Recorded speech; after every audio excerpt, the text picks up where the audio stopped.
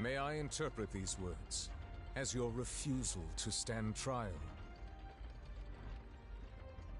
In that case, you will have the opportunity to defend your honor through a duel. You would draw your blade against a god?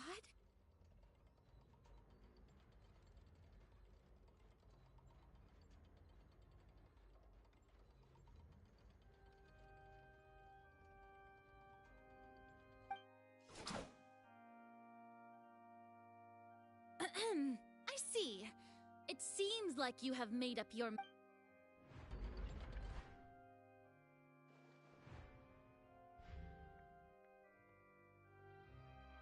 Paimon can't believe it. What the heck is going on? Did I just see an archon surrender to a... Wow, how utterly humiliating. Lady Farina, what is the meaning of this? Shh! It would seem that there has been a misunderstanding. To be clear, the raising of both hands is not always an indication of surrender. Looking for excuses again. I raised my hands just now to indicate my acceptance of the trial. No duel shall be necessary. I will admit that I've been running away for a long time. I'm sorry, everyone. I was unable to protect the people of Poisson. It is my duty to... You are not the only ones to be disappointed in me. I, too, am exceedingly... But now, it is time for the Hydro Archon to show you her courage and resolve. I, Farina, will use this trial to show the world the true meaning... This time, I will protect you. Applaud and rejoice. One of the most outrageous and fantastical arcs known to the opera epiclese is now unfolding before your... Mark my words. This shall be one of the most exhilarating and brilliant shows ever to grace the stage of Fontaine. The trial of the Hydro Archon, Focalor, will now begin! Woohoo! Oh, now we're making history! Why does it feel like Farina just took over the whole thing?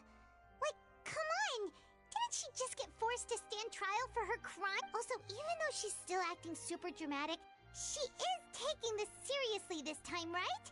All right, then. Who will be my opponent in this trial? The court asks the prosecutor to please take the stand. Is that so? Very well. Then please speak, witness of Tivat, my accuser and fated opponent.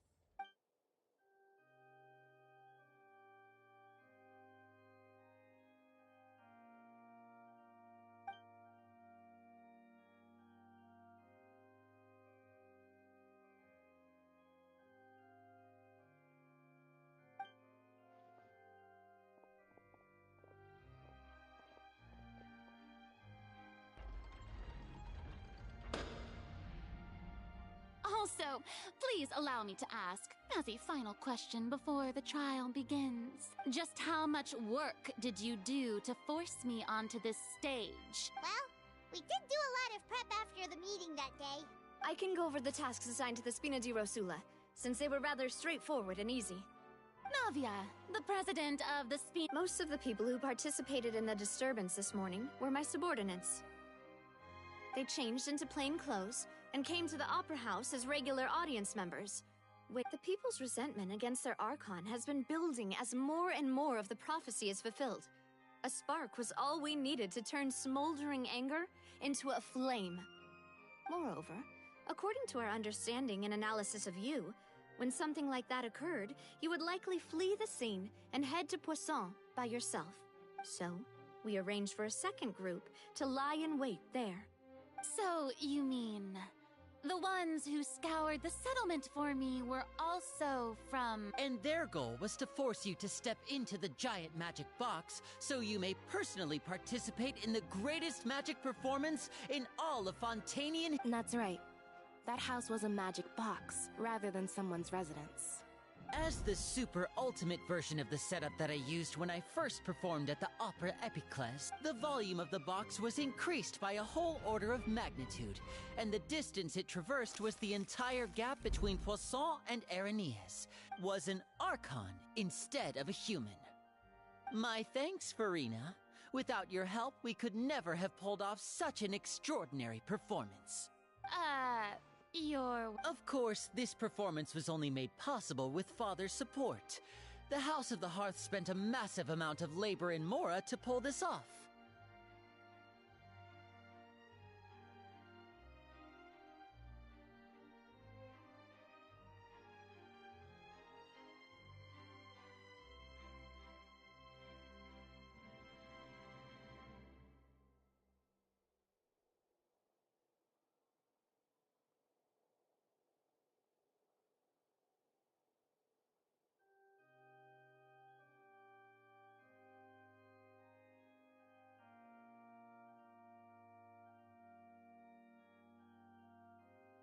We had to select a location, construct the giant magic box, dig a tunnel, and open up a path through the water. It was a lot of work for all of us. So, in other words, the earthquake that we felt within the giant magic box was just a normal tremor from the transportation. That's right. It wasn't a sign of another disaster to come. Then, I can guess Nervilette and Cloran's parts. You gathered a crowd, prepared a stage, and made sure that the champion duelist would be immediately ready for a fight. Also that as soon as I appeared on the stage, the trial may commence without a hitch. Am I right? Yes, that is correct. Well, Clorand, I must commend you for your courage. Only the most outstanding champion duelist in all of Fontaine would accept a duel with an archon without flinching. Thank you. As for you, traveler, I suppose your role was to keep me distracted with conversation once you'd make sure that I didn't notice anything amiss before revealing yourself as my prosecutor once we'd arrived onto the stage. Oh?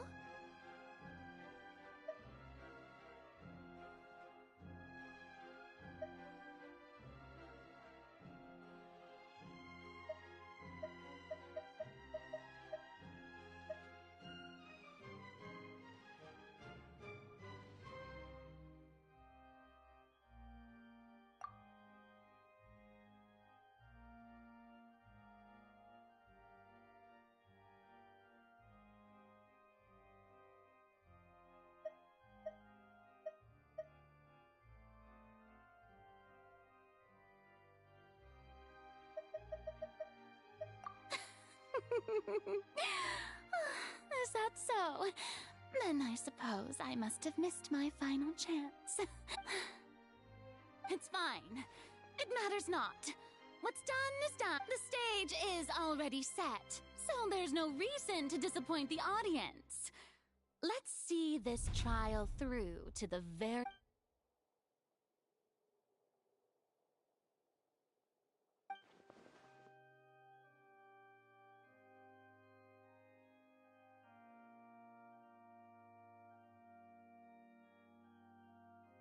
Sir Prosecutor, please allow me to pass this along. This is a document that Miss Charlotte applied for and received permission to share with you during the trial.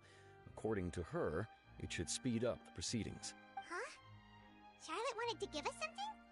Oh, so she's here too! Hey, Charlotte! Oh, let Paimon see.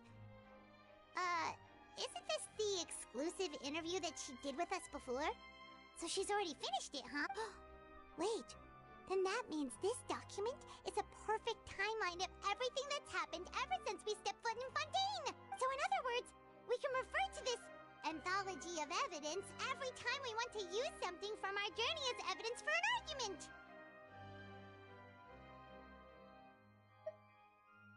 Let's quickly confirm the information in it. Just think of it as a refresher, alright? You defeated the... I didn't think that this is... The words of...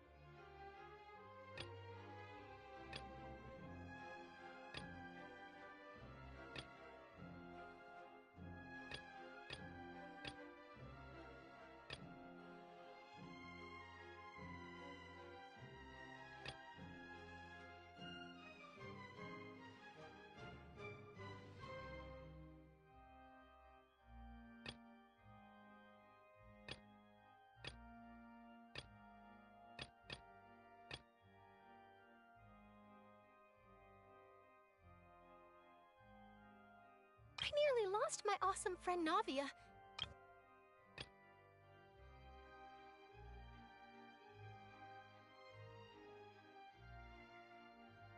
The words of someone as extraordinary as a witch can probably only be...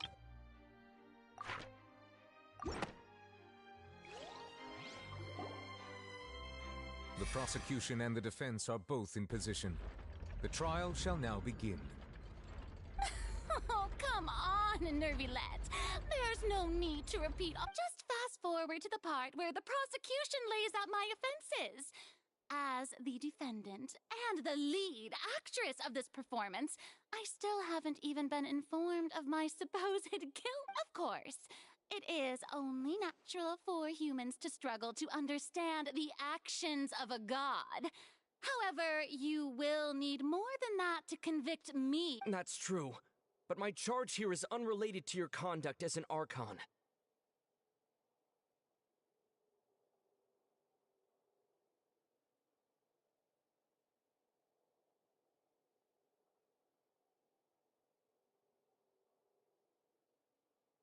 Instead, I would like to charge you as a fraud who's never been the archon in the first place.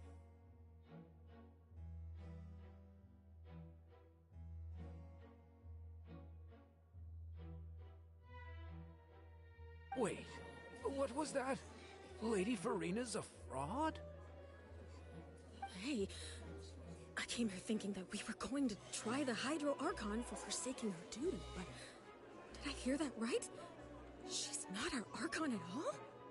Charge accepted.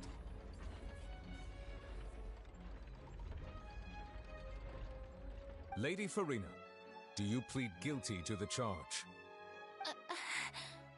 Lady Farina. I plead not guilty. How can I be guilty?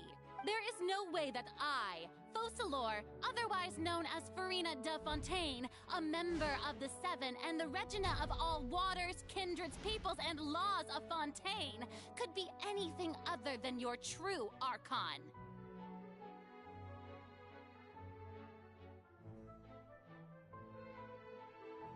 Yeah, even though Lady Farina can be rather eccentric, isn't it going too far to doubt her very identity? Yeah, I've never questioned her identity either. Sure, Lady Farina can be super irresponsible, but what grounds does that prosecutor have to make... I have cause to believe that common sense will prevail in this case. Many of the members of the audience have known me as the Hydro Archon ever since they were born. There would be no fooling their See? Even the Oratrice has decided to show me its favor. Are you sure you want to commit to a charge that will never be up? If you wish to drop the case, I can promise you as the god of justice that you will not have to face trial for making a false accusation. We will treat everything that's happened as a dramatic spectacle and move on with our lives. What do you say to that? An argument with near impossible odds, huh? We have to not only refute Farina's claims, but also overturn the long-held beliefs of the people. Well, I tried to give you the chance to surrender. If you must persist, then let me ask. If you believe I'm not the Archon, then what manner of being do you think I am? And if I was not the Archon, then how did I manage to live for over 500 years?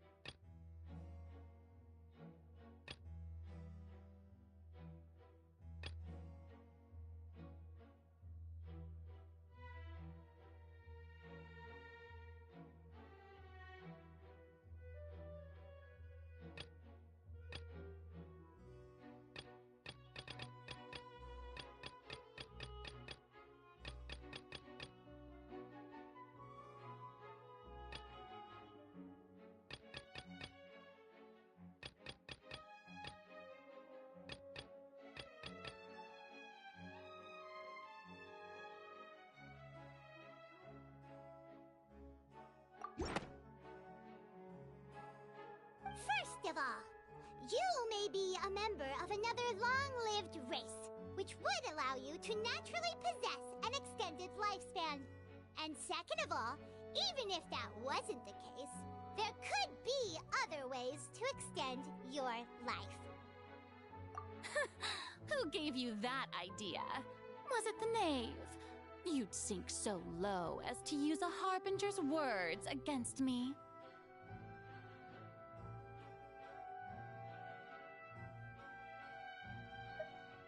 A curse? I once thought it possible that the aura of an archon might naturally resemble a type of curse.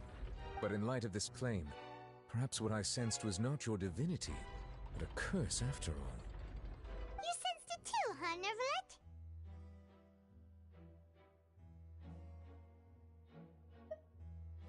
Lady Farina is actually a human? Well, it is true that it's extremely difficult to tell humans and gods apart just by looking at them. It's not impossible.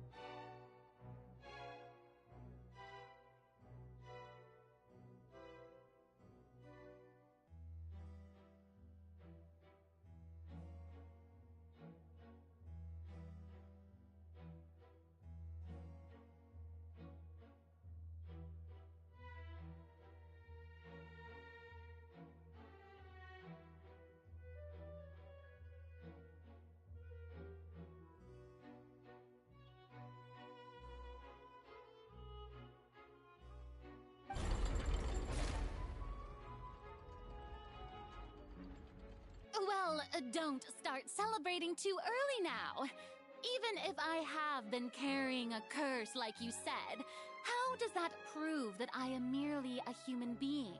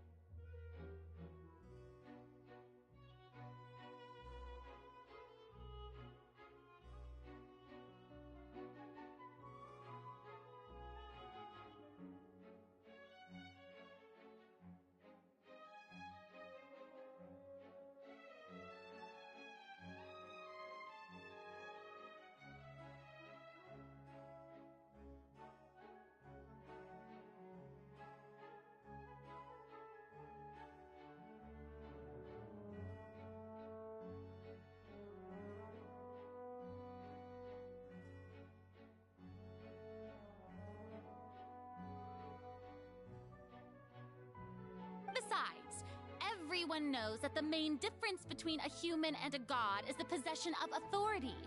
Gods can do what humans cannot. That's why they're worshipped as gods. For centuries, manifestations of my authority have served the nation of Fontaine. One need only to turn their eyes towards the Oratrice Mécanique d'Analyse Cardinal in this very opera house, or consider the endemnitium that is used in every aspect of life.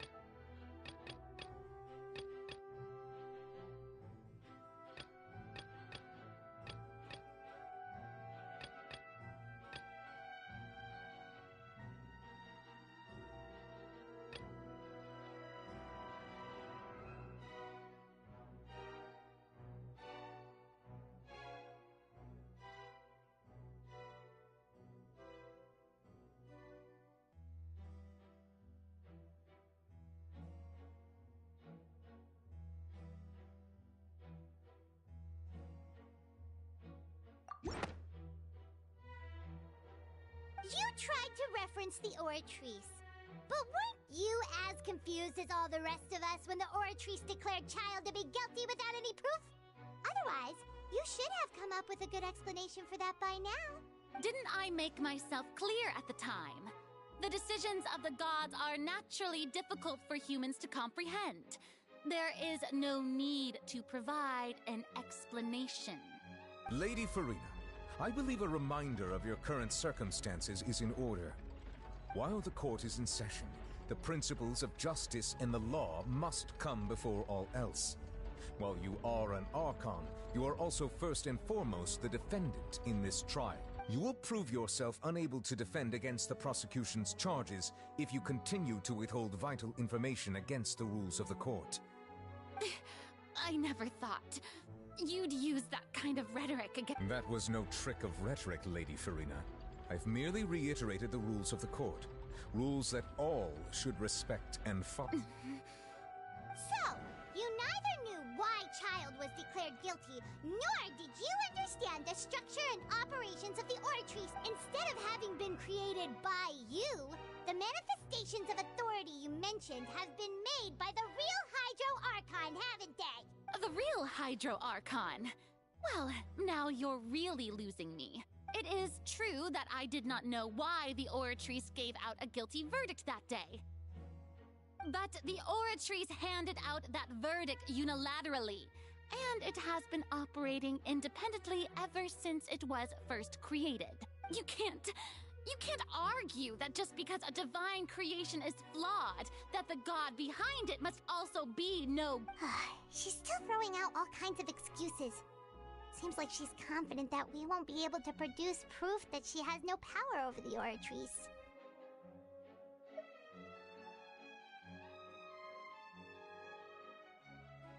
My power as an Archon. There are many ordinary citizens in the audience. How can I just carelessly demonstrate the formidable power of an Archon? If that poses a concern, I'm prepared to extend my protection to the audience. You don't need to go that far.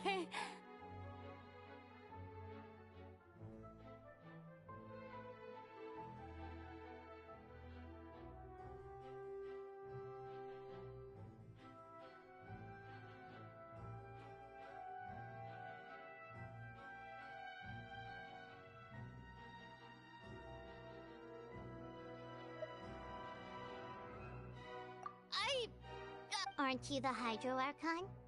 Or is it that you can't even wield the power of Hydro, much less the authority of a god? Indemnitium! Yes! It's all because of Indemnitium! All Archons derive their power from the faith of the people, and I've converted the people's faith in justice into Indemnitium! Thus did I give up all of my divine power to provide everyone with energy for their daily lives. Have you ever seen a more magnanimous god? Isn't that a huge stretch? Yeah, no matter how generous an Archon can be, how could they give up all their power?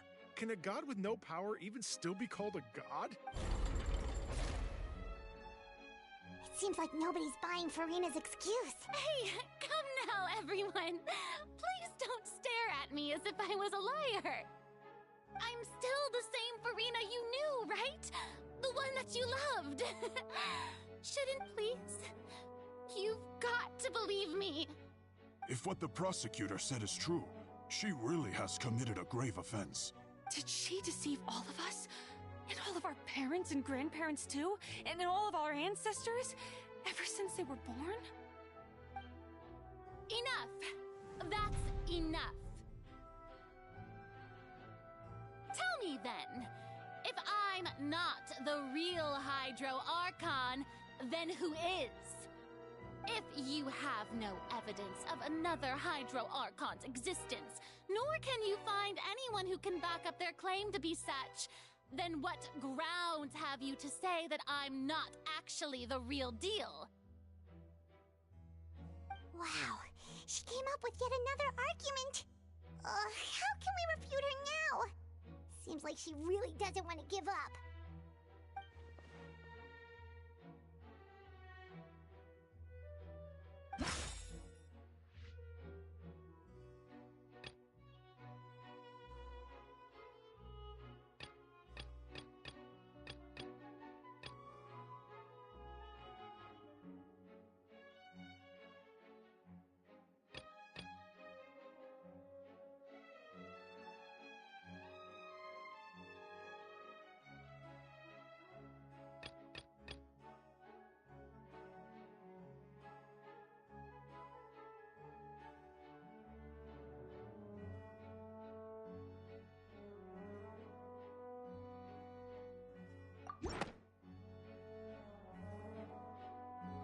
It has been established that all Fontanians can dissolve in water from the primordial sea. And that means...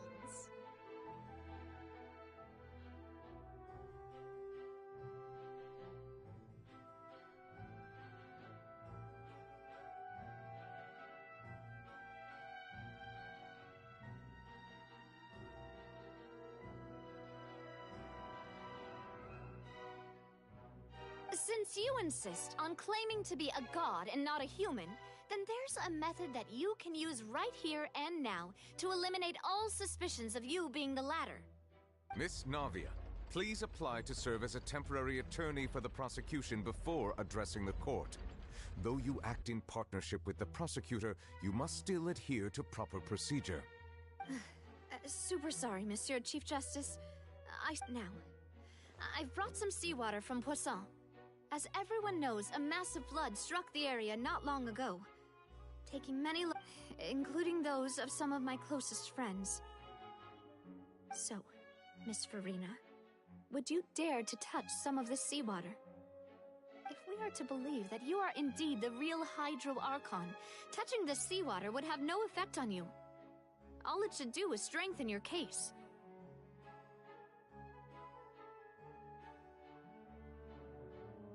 But if you don't dare to touch it, then we would have basically proved the reverse. Oh, and I must remind you that after the disaster at Poisson, nobody wants to see any more people dissolve. I do hope you'll act prudently and choose the simpler path of admitting guilt. Navia from the Spina di Rasula. The Spina has governed Poisson for many years. I guess her suggestion is valid. If Lady Furina is indeed just a human, she's probably Fontanian like all the rest of us. Would she really dare to try?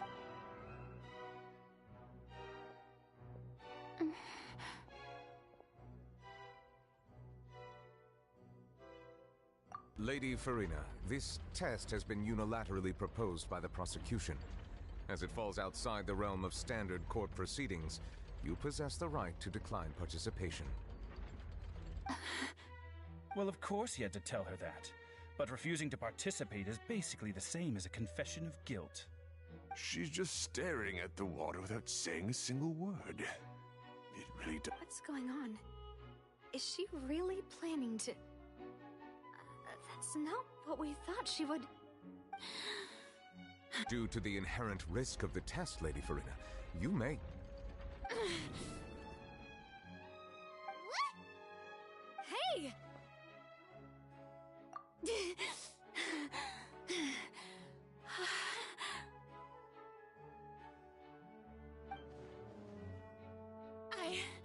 I'm fine!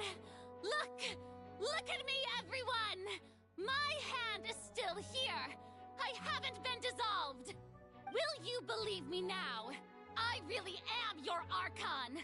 I'm nothing like a normal human who would fall apart as soon as they touch this water!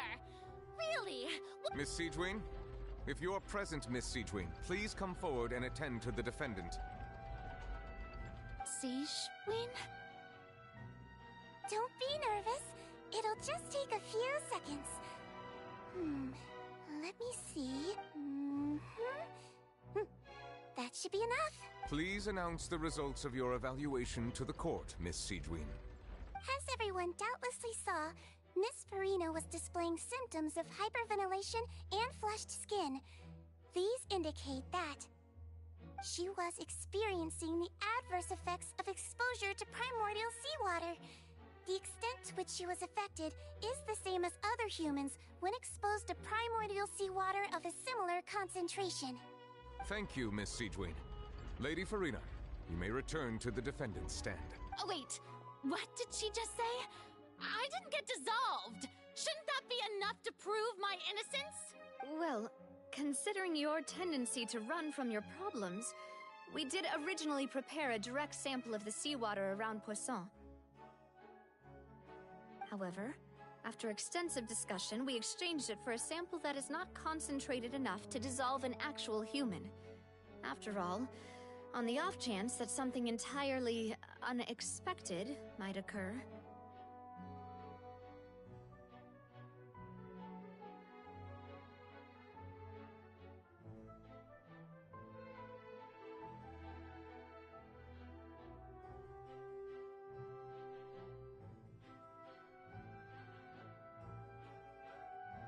We don't want anyone else to lose their life to the sea. Yeah, so out of regard for Farina's life, you secured a low-concentration sample and asked the head nurse to serve as an expert witness. It's a great thing that the direct sample wasn't actually used. Farina could have... I can't believe...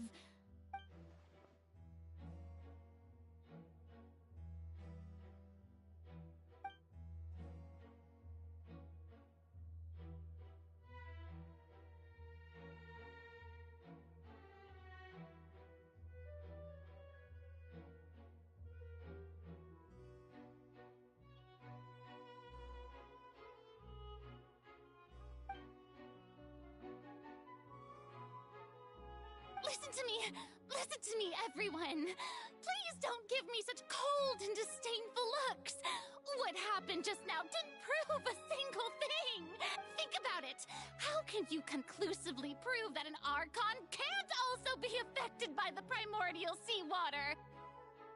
Also, if I was really just a human, why would I dare to just put my hand in that kind of water?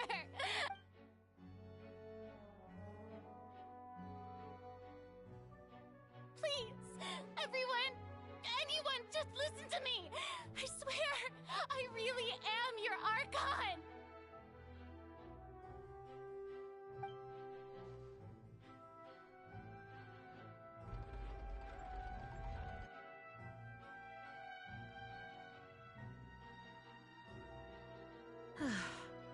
I don't think anything she says at this point will sway anyone. The odds are just too stacked against her now. With all the things that have been said, Paimon doesn't think there's any way left for Farina to win. I believe the time for arguments and presentation of evidence has come to an end. If there are no objections, we will move on to the final judgment.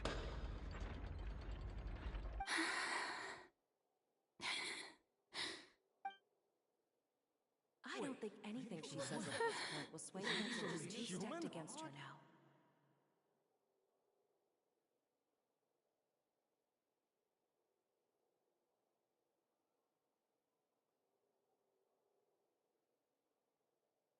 In my capacity as Chief Justice, I shall now render judgment on Furina's misrepresentation of herself as the Archon of Fontaine. As a human who knowingly deceived her fellow citizens, Furina is guilty.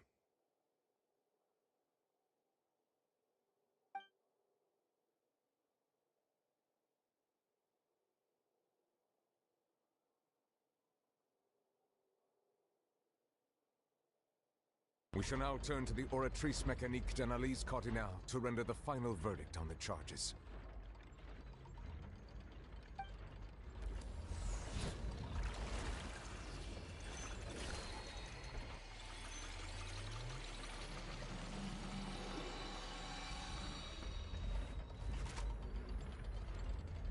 According to the judgment of the Oratrice Mécanique d'Analyse Cardinale, Furina is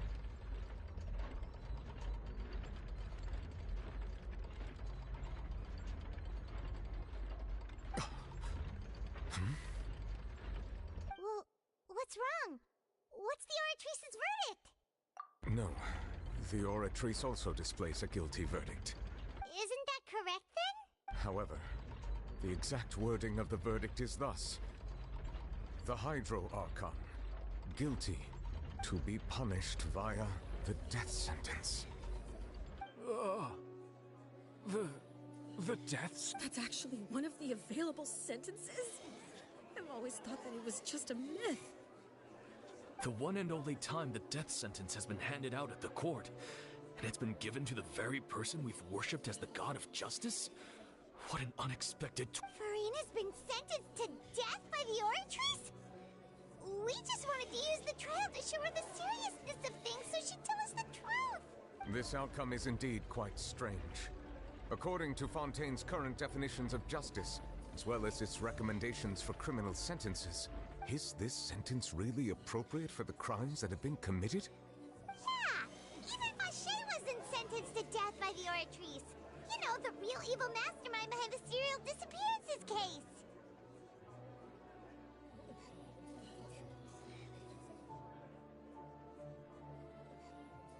Indeed.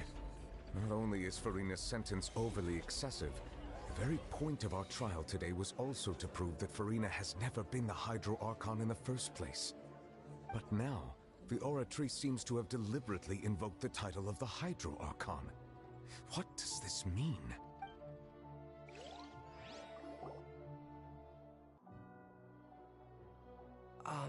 Excuse me, if I may interrupt.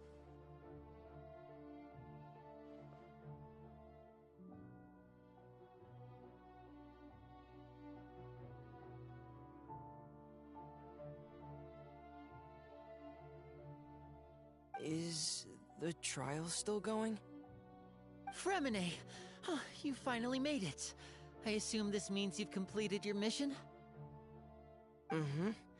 Any mission Father assigns to me will always be top priority.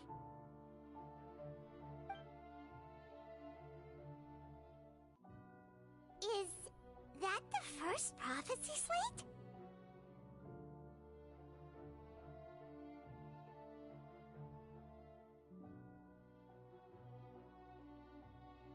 Huh. So the knave privately arranged for Fremine to try and find the missing slate. I looked everywhere and finally found it at the bottom of the sea. It took me a long time to get around some dangerous stretches of water. But has the trial already concluded? Then doesn't that mean I've come too late? Oh no. Father will be disappointed in me. Thank you for your hard work, Mr. Fremine. Please allow me to review the record left on the slate.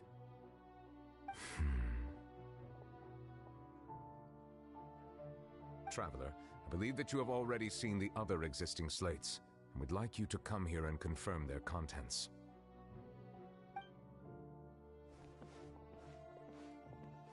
Huh? So what do you see? What is it?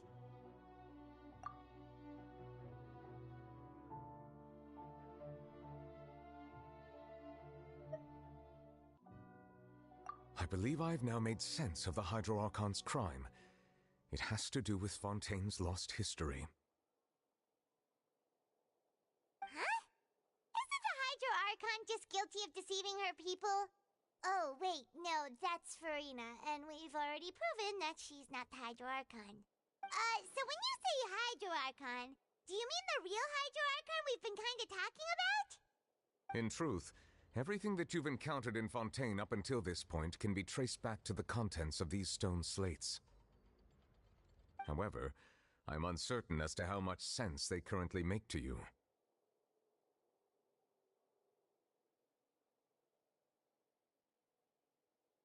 Okay, let's try to recall the contents of the other 3 stone slates. Paimon will do her best to help you remember.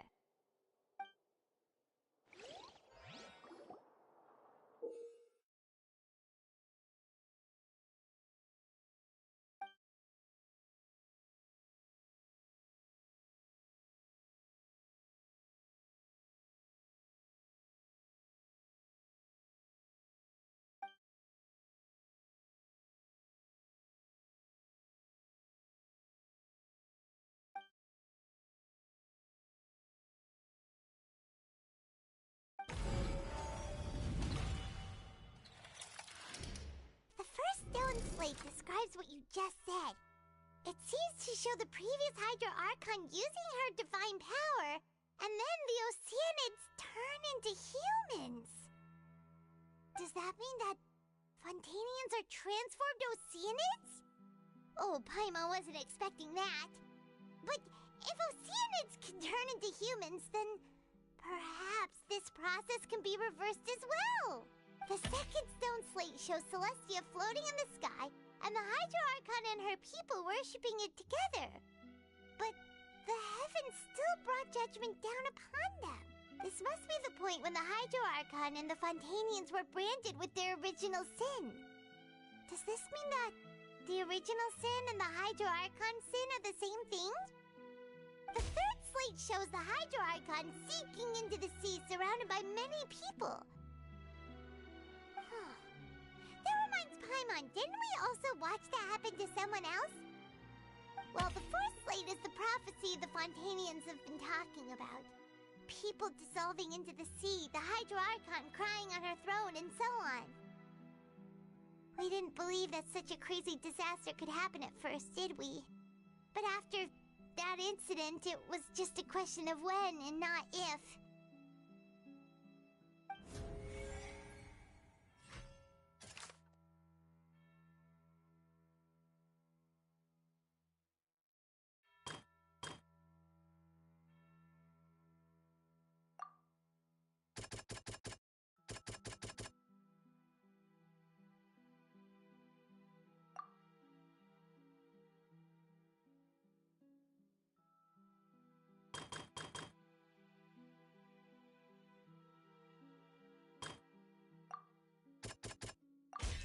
It's not as simple as falling into the sea. When Navia fell into the sea, her consciousness was subjected to judgment. The stone slates show the people gathered around the Hydro Archon in the sea.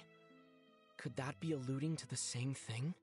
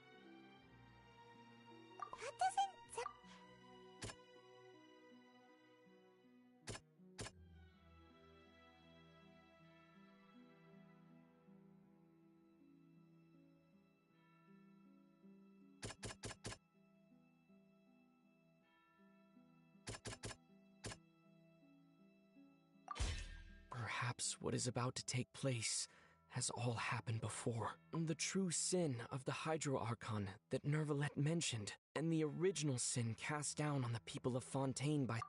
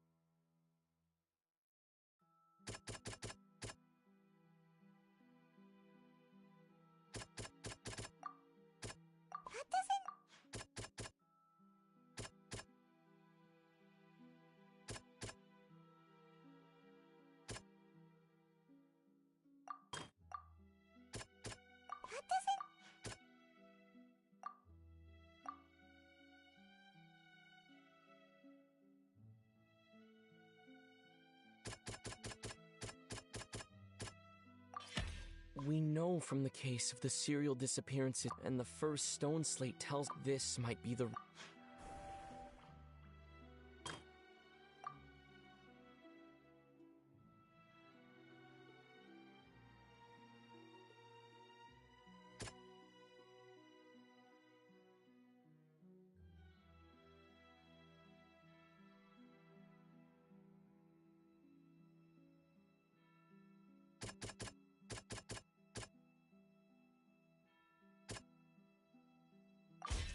The prophecy from the stone slates found its way into society, but not many people believed it at first. The fortress of Meropide was nearly flooded with primordial seawater, which we know can cause Fontainians to dissolve. It seems increasingly likely that the prophecy may come true if we hadn't dealt with it in time.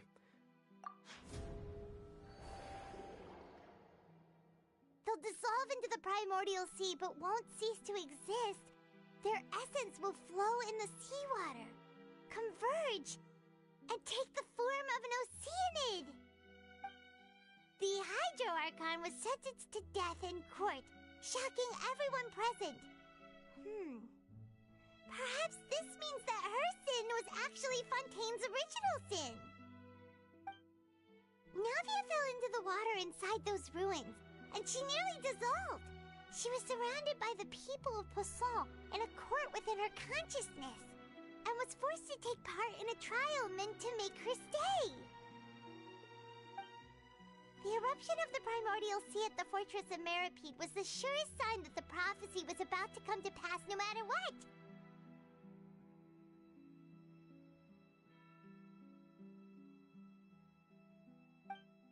The prophecy's contents can all be verified by recent events. If we combine what we know together, loads of truth should come to light.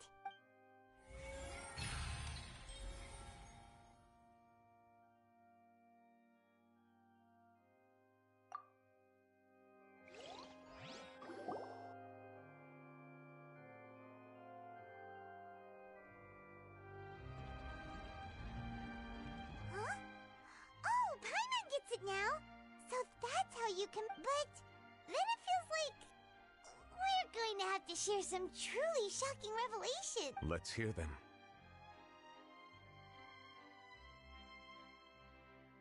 Incredible.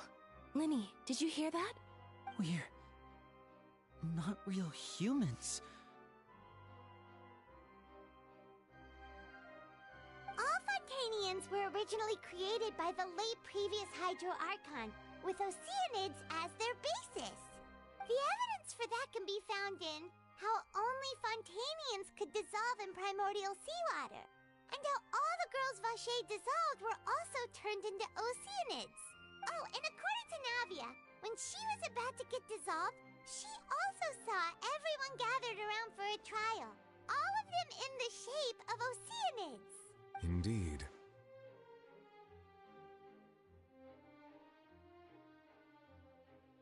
Yeah, and it follows from the content of the first slate that she probably angered Celestia by creating humans without prior permission. That could also explain why the Oratries judged the Hydro Archon to be guilty. It's to account for that ancient sin. The Hydro Archon's true sin was creating us? And yet, after many hundreds of years, the Hydro Archon's creations have turned around to try to judge the Archon within the Opera Epiclese. The twists of history are often the most unexpected of all.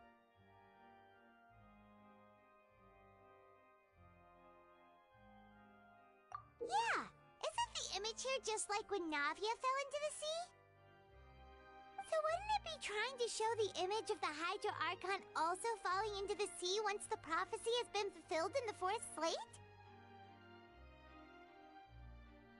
In the end, the people will all be dissolved into the waters, and only the Hydro Archon will remain weeping on her throne.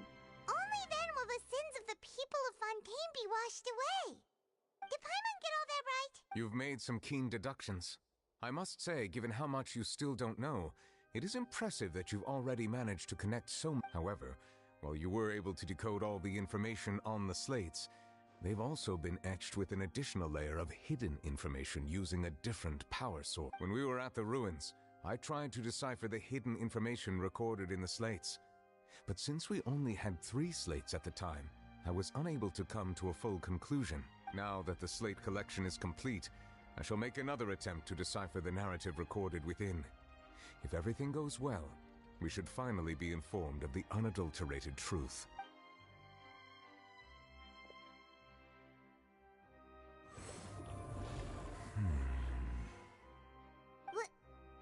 I believe I should share this truth not only with you, but with all the people of Fontaine as well. I will try to briefly summarize it for you. Your hypotheses regarding the origin of Fontanians and the sin of the Hydro Archon were both correct. In the Fontaine of old, the previous Hydro Archon sensed the yearning of her Oceanid familiars for life on land. The Oceanids were enamored with the beauty and romanticism of human beings, and wishing to have those experiences for themselves, expressed to the Hydro Archon their desire to become of a similar kind. However, even though water as an element is intricately linked with the power of life, the Hydro Archon, as one of the 7, did not possess the authority to create a new form of human life. Not one to give in, she eventually found a way to create permanent humanoid bodies for her familiars by appropriating the power of this planet's primordial sea. She poured primordial seawater into the Oceanids' blood vessels, creating humanoid mimics in the process.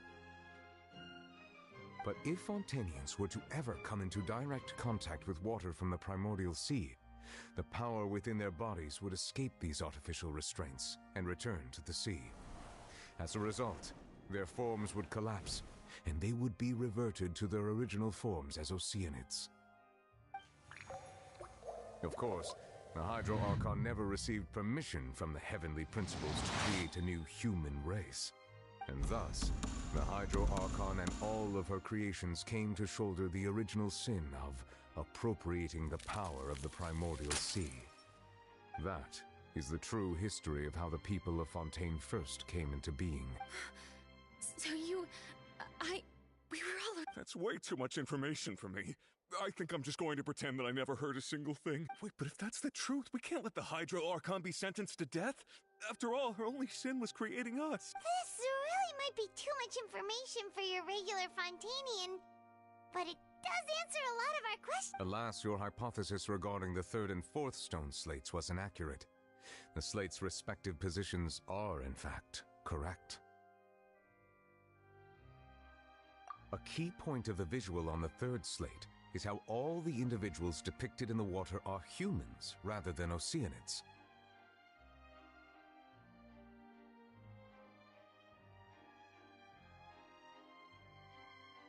They have not been dissolved, which implies that the water depicted in this slate is not water from the primordial sea. The nation of Fontaine is the nation of Hydro, as well as the nation of Trials and Justice. Instead of being the literal element, the water in the scene symbolizes judgment and justice. You may also recall Navia's experience. When she fell into the sea, her consciousness was surrounded by that of many others who intended to hold a trial to determine her fate. Therefore, the meaning of the third slate is that the people of Fontaine shall try the Hydro Archon at the court of justice. Yes, it refers to our present situation. I think I'm following now. So, what you're saying is, even though we decided to put on this trial to avoid fulfilling the prophecy, in truth, everything we've done has happened exactly as the prophecy foretold. So now, it seems, we're the ones making sure it comes true. What should we do? Huh. No matter what, the prophecy will be fulfilled. If that's the case, does that mean the scene in the fourth slate will also be fulfilled soon? Traveler, I would like to point out another small fallacy in your deductions.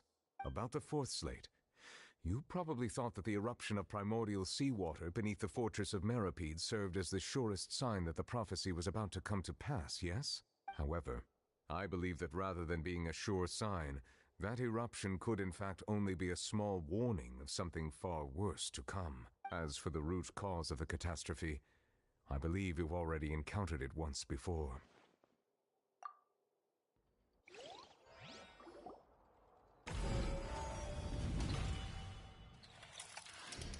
This eruption was just a small warning of the things to come. We must find the root cause of the disaster.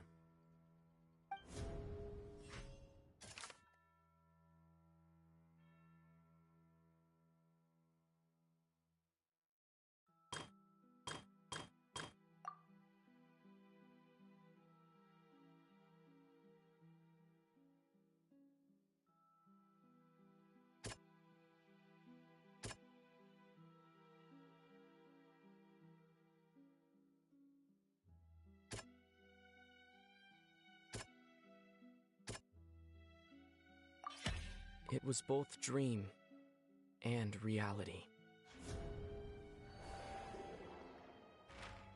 If we're talking about a true culprit, that could only be that thing inside the primordial sea, right?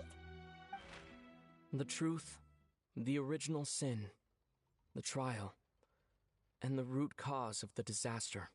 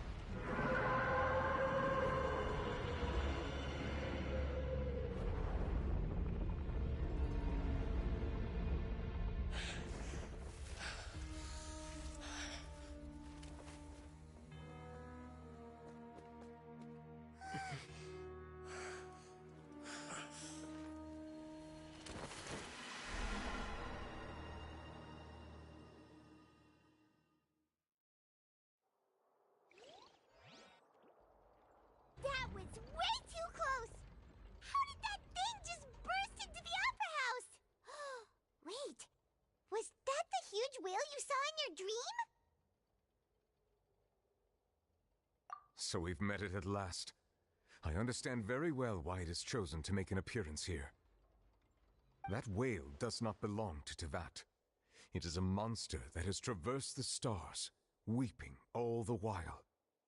It has been greedily consuming the energy from the planet's primordial sea, using it to grow.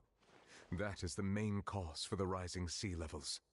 And once it has finished consuming all of the energy contained within the sea, its next step will be...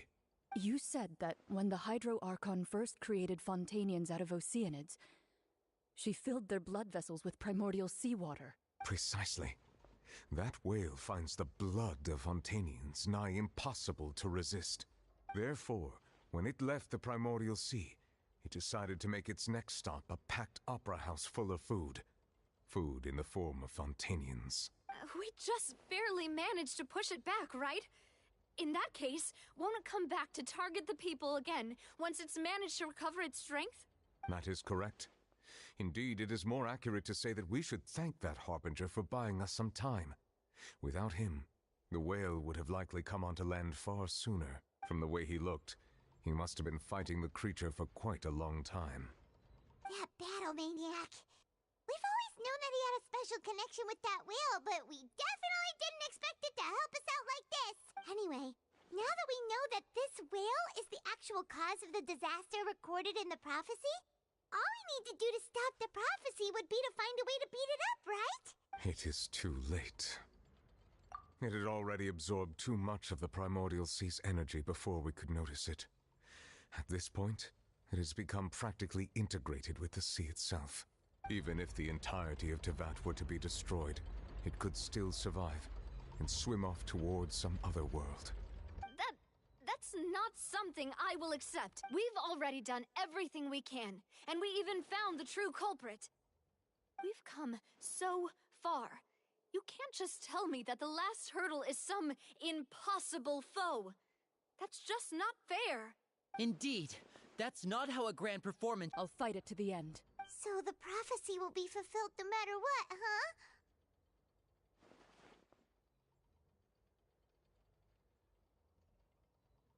The prophecy. Yes, what has been prophesied will be fulfilled. You may view such things as the history of the future.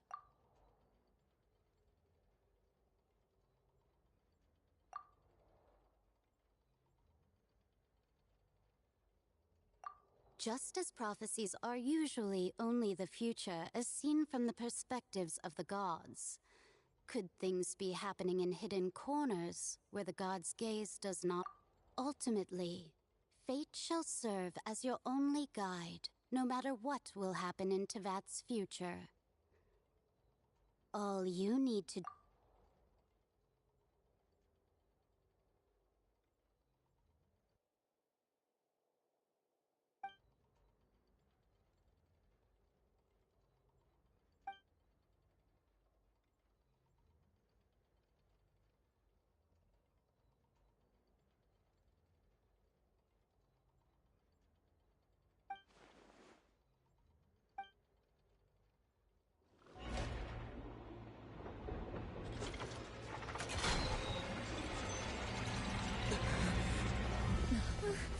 What's happening with the oratories? I believe it is preparing to carry out the death sentence.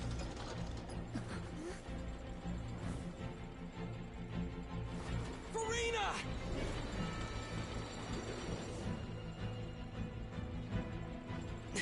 No, I still need answers.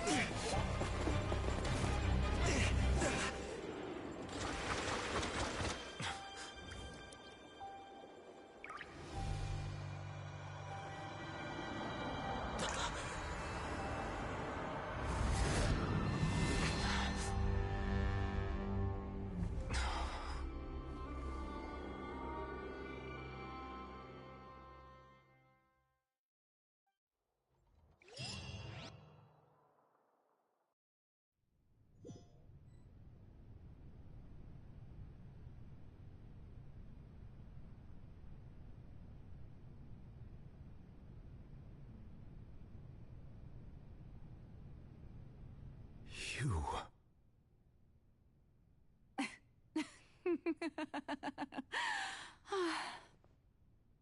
Sorry. That shocked expression on your face is just too amusing. I couldn't help myself. You are not Farina. Who are you? The sweet sound of bewilderment. Marvelous. A sure sign that my attempt to deceive everyone was a resounding success. But to answer your question, I am Focalor. You know, the god. Focalor? Why did you deceive us? Oh, that wasn't my goal, of course. Goodness, no. But I had to fool everyone else too, if I was to stand any chance of deceiving the heavenly principles. Deceiving the heavenly principles? It's all because of that pernicious prophecy. Dreadful, wasn't it? Everyone doomed to dissolve. Fontaine condemned to be flooded. One was not amused. In fact, one was positively bemused when that problem was thrust upon me by my dearest predecessor. That's the former Hydro Archon Egeria for the uninitiated. It hardly gets more disastrous than a preordained national catastrophe, now does it? She knew full well that the prophecy would surely come to pass. And as one of the seven, she also knew full well that one defies the heavenly principles at one's peril. So yes, as you have no doubt surmised, it was a rather impossible situation that I found myself in. I spent a terribly long time mulling it over, alone on the ocean floor. And I was almost growing barnacles by the time I finally realized there was only one possible solution to this confounding conundrum. I had to outwit the heavenly principles, allow the prophecy to be fulfilled, ostensibly at least, while saving everyone at the same time. I'm a genius, I know. I can only assume that's why Egeria chose me as her successor. Although, looking back now, it was hardly the inheritance one dreams of.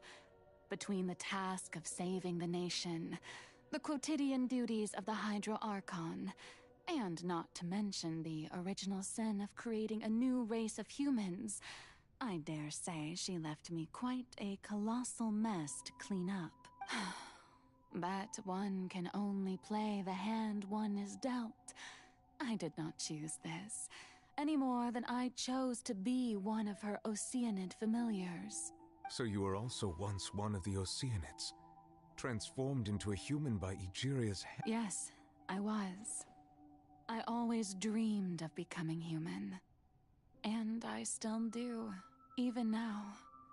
In my eyes, to be human is to be part of the greatest opera. After becoming a god, I separated my divinity from my body and spirit, leaving behind only a self that was as naive and bewildered as my past self on her first day as a human being. The me you see before you now is that divinity, and the human counterpart I left behind, I named Farina.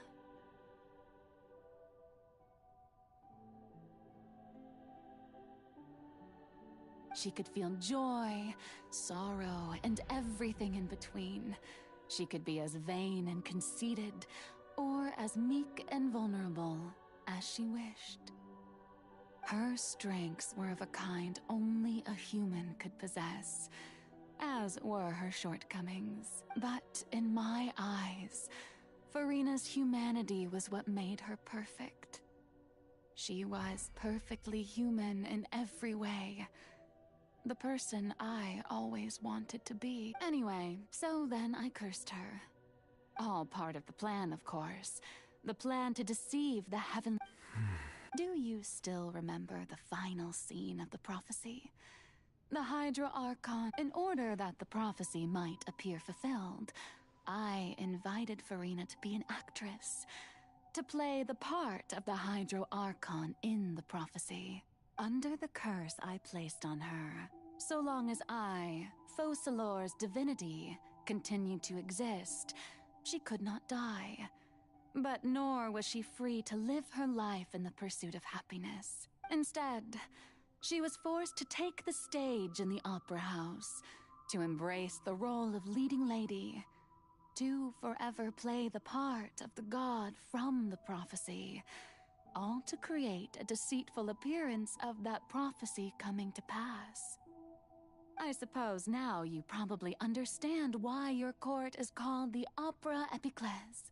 But Farina is only human, isn't she? Even though she has had a long life, her mind is no stronger than that of any other ordinary. I cannot begin to fathom what she has had to endure. It must have been torture for her. It has indeed.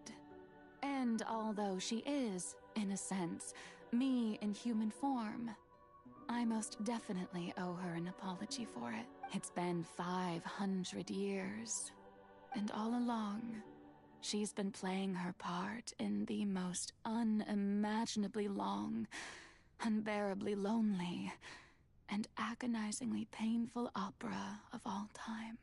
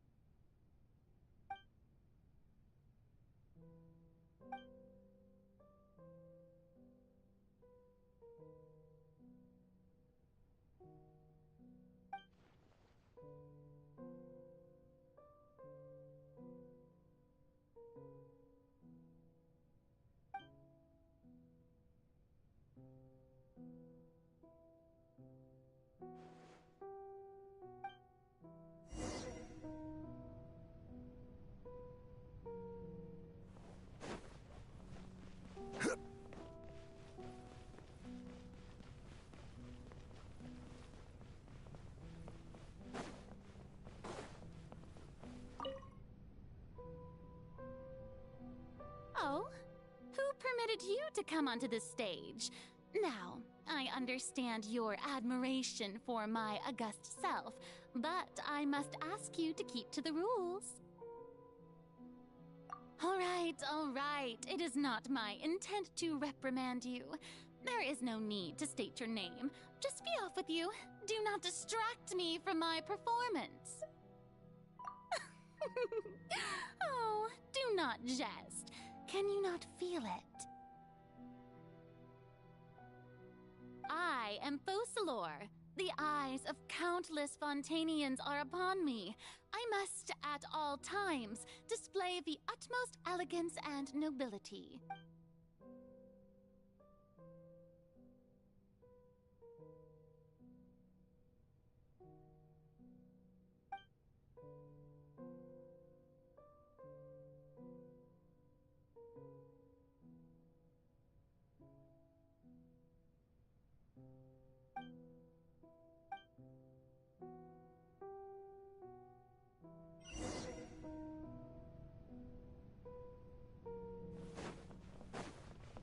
Dear audience, the performance is experiencing a technical difficulty, but worry not. The guards shall resolve it soon enough.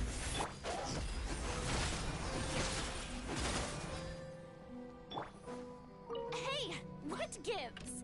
The audience is still watching me, you know. Guards?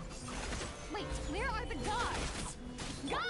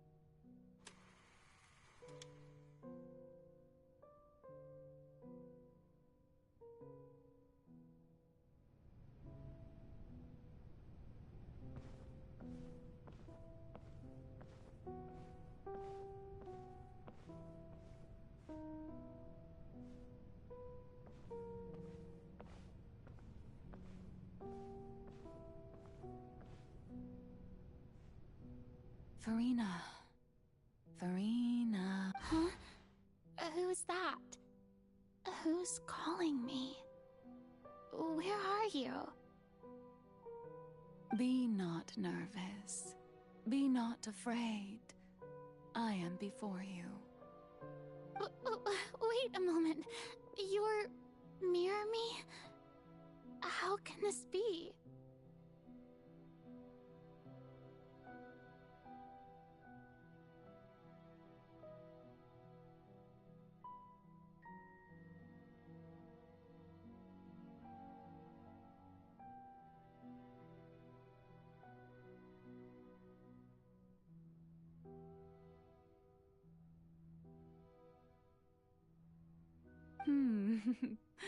Mirror you, huh?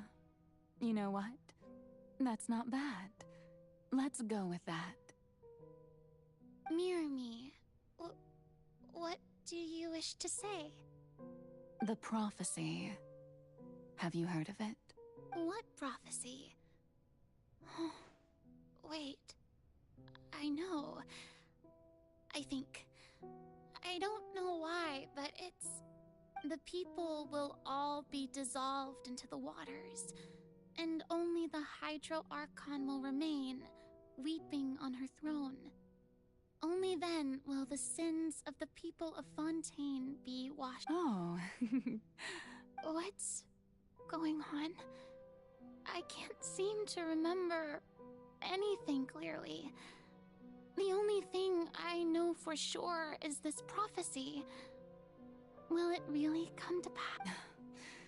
Yes, it will. And that is why I've come to you. Disaster will come to Fontaine sooner or later.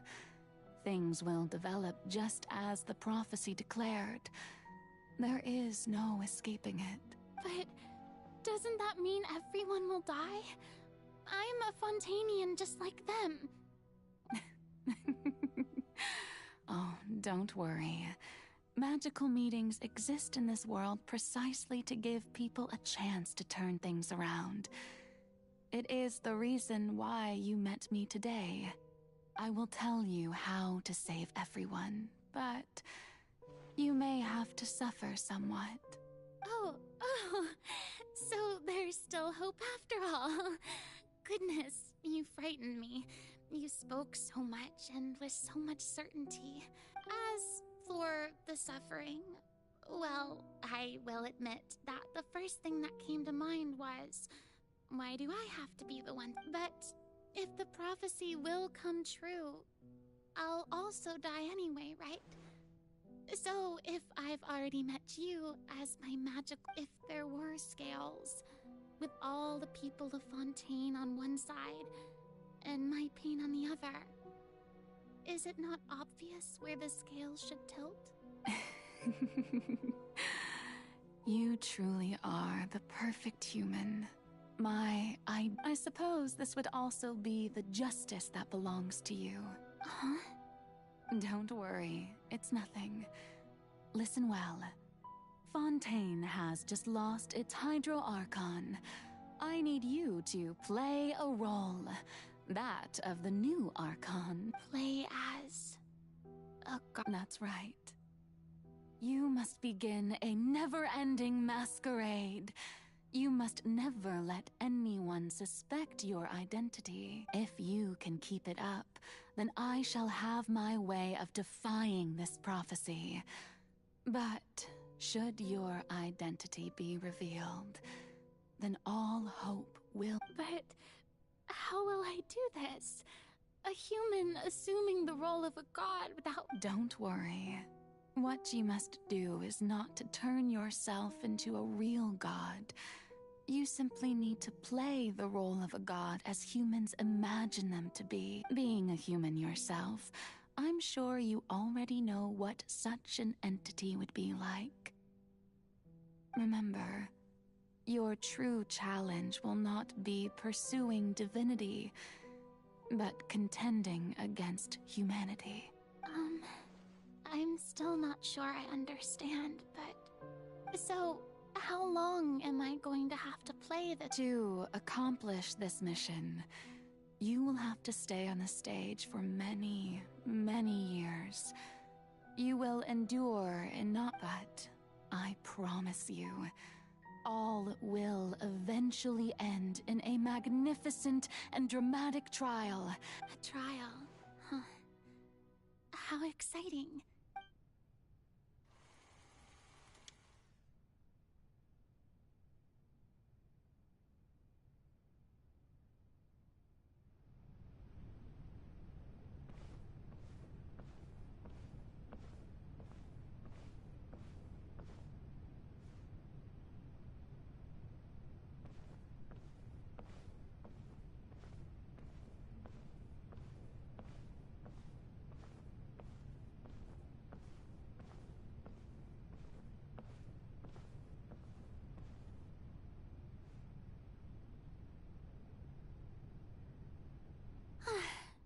The Maison Cardinalise has announced my accession, but this is my first time facing the— What should I say to most appear like a god? To be honest, I still don't know. Perhaps I should first try to act— Ladies and gentlemen, good evening, and welcome. I'm sure you've all heard about how I have taken on the role of Hydro Archon. Indeed, I am Verena de Fontaine, your new Archon. In truth, I know little about becoming a nation's new god, but it will be my honor to guide you all. As the god Focalor, the god of justice, I shall do all within my power to lead you into an age of fairness and justice. Once again, thank you all for coming. If you should have any questions or suggestions, please send them to the Maison Cardinalise. The future of Fontaine will require us to work together, after all. This should do it. I thought I might stammer, but thankfully, I was able to convey my thoughts just fine. Okay, and next. That's the new Hydro Archon. Is this some kind of joke by the Maison? I would have thought that a being that surpasses humanity would be a bit more... Hey, did you hear that? She even told us to send her suggestions there at the end. Shouldn't gods be all-powerful? She's being so modest. What's the difference between her and an ordinary person, then? If you ask me, perhaps the succession didn't actually happen. She might just be a Maison-backed puppet. Wait, what's going on? Why is everyone suspecting me of being a fake? Oh, this is bad. If I get exposed here, there'll be no saving the people from the prophecy, right? Mirmi said that I just need to play the role of a god as humans imagine them to be. Calm down, Furina. Think. What do the people want? Assertive, with a strong sense of presence.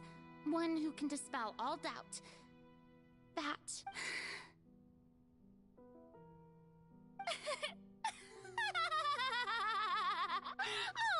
Oh, now, I was wondering if some weak puppet were to one day come onto the stage and claim ownership of this opera house, would the children of...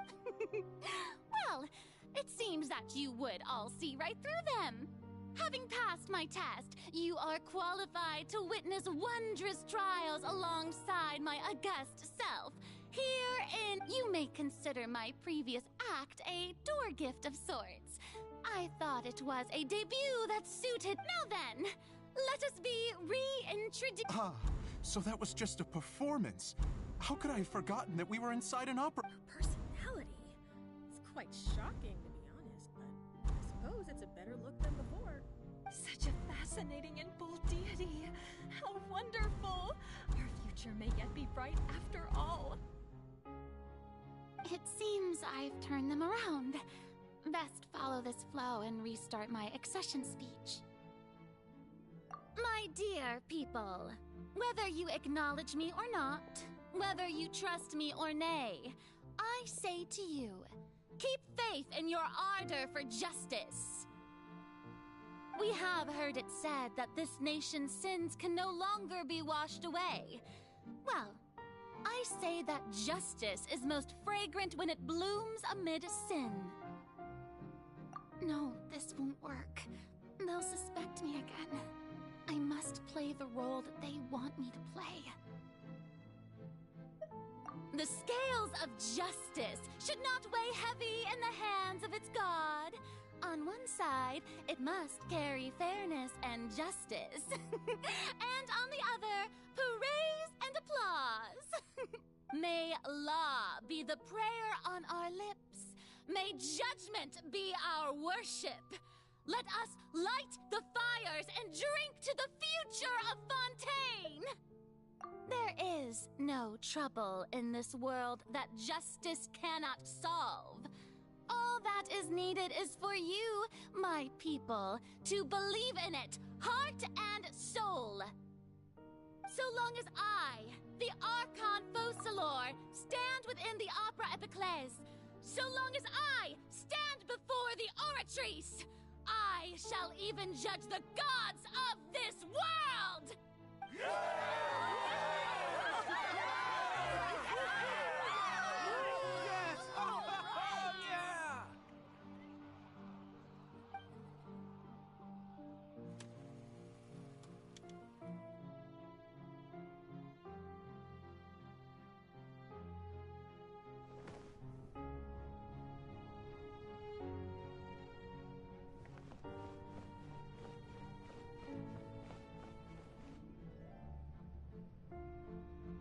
Lady Furina, here are today's case reports, as well as a summary of the follow-up for your perusal.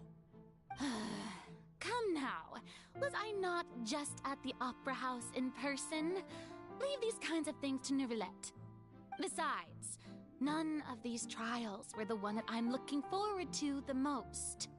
If I may be so impertinent, what kind of trial are you truly looking forward to? A magnificent, dramatic, and wondrous trial. A trial to end all things. That's true. I fear I lack the ability to grasp your divine thought, lady. No need for fright, and do not take what I said before too seriously. Go now, do your duties. The trial I await. It will.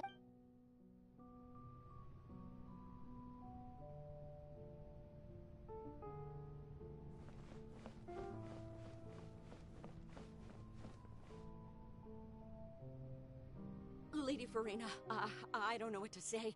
Thank you for agreeing to see me. No need to thank me. Or rather, thank your own sense of perseverance instead. Long have you stood in line to meet me, have you not? Oh, I'm afraid that's just an inevitable consequence of my divine charm. All right, Deoteria, is it? How is your son's illness? You remembered me, and you knew of my family, too. He is doing much better now. In fact, he is far more of an ardent believer than I. He was the one who forced me to seek an audience with you, and to bring your words back to him. Oh, good. Very good. If this should happen again in the future, please do not hesitate to come and tell me. Going down to citizens' homes every so often, while not usual practice, should serve as a fine You're such a gentle and wise god. Thank you once again.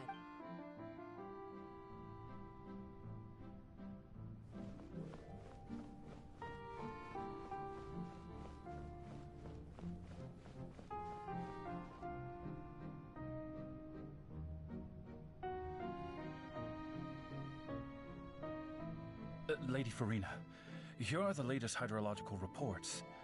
As for the specific parameters you asked to take note of, I'm afraid things still don't look good.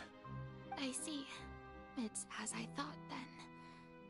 As your god, I did already expect this, but I wanted to see how far your human wisdom would allow you to analyze it.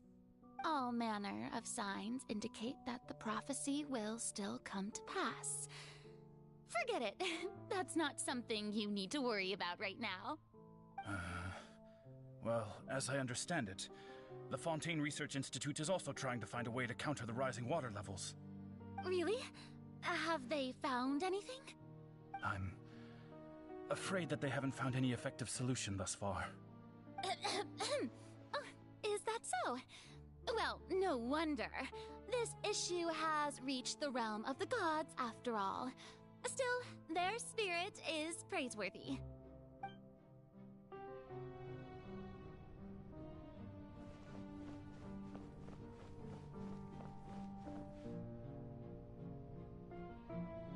The day is finally over. I haven't had a moment to breathe this, but it's good to see that everything's getting on track. There are no longer any voices of suspicion. Maybe this is fine. I just need to keep going. And Alright, Farina, don't think too hard about this.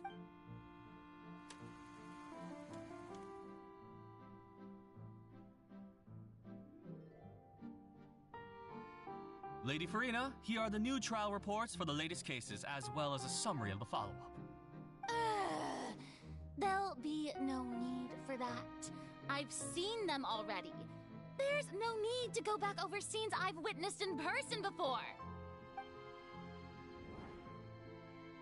Lady Farina, I've waited so long for this chance to see you in this manner.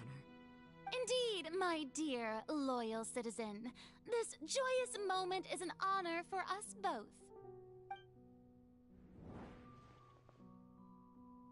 Lady Farina, we're detecting significant hydrological anomalies near Poisson. Understood. Keep monitoring. Keep me informed should anything come up at the Institute.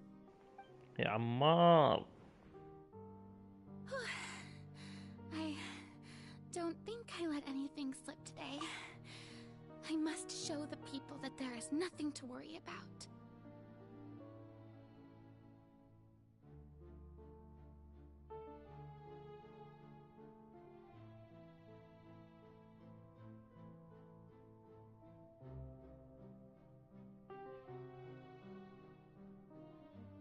just don't know when these days will end.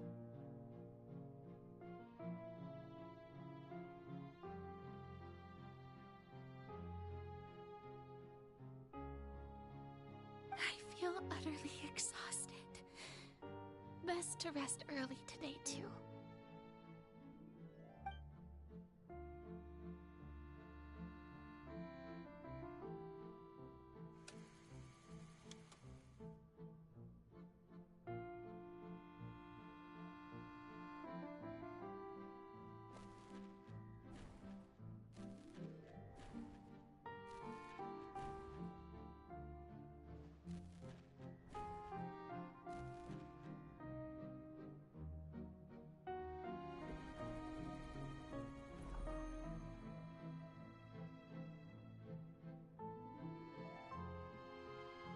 Lady Farina, it's like a dream being able to speak with you up close like this.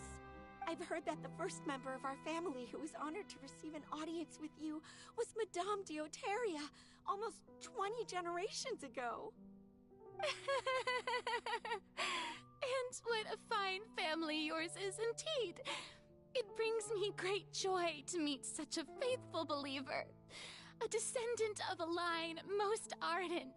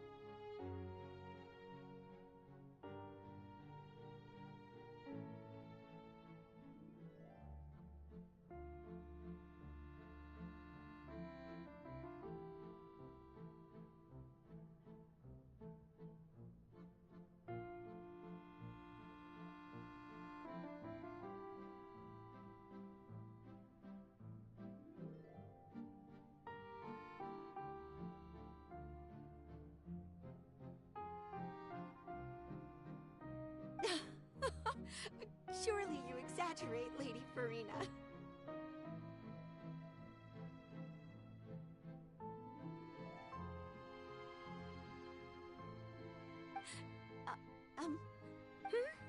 What is it, good citizen? Are you crying? Uh-huh.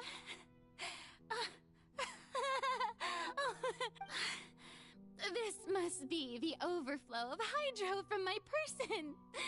Well, can't quite help being the god who's No wonder. No wonder. A manifestation of your power, then. Oh, Archon, I am honored to have witnessed it. Honored indeed.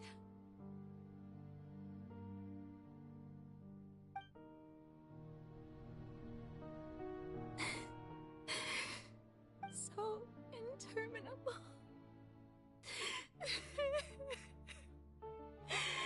So lonely. Just how much longer? Hundreds of years must have passed by now. Perhaps the show must go on for hundreds more. I never imagined that it would hurt so much. Have I reached my limit? No. Perhaps I really want to tell someone, anyone, about this. But I've conducted so many investigations across the centuries. But there's not even a sliver of hope that all I can do is keep heart. I must maintain this act. It is the only way to save Fontaine.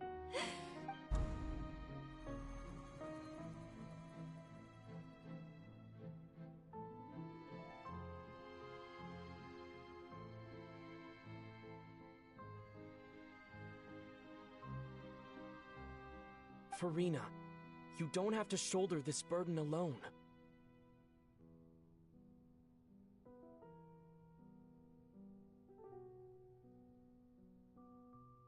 Although I don't know what you might be keeping from everyone, your people are more than willing to share your burden with you.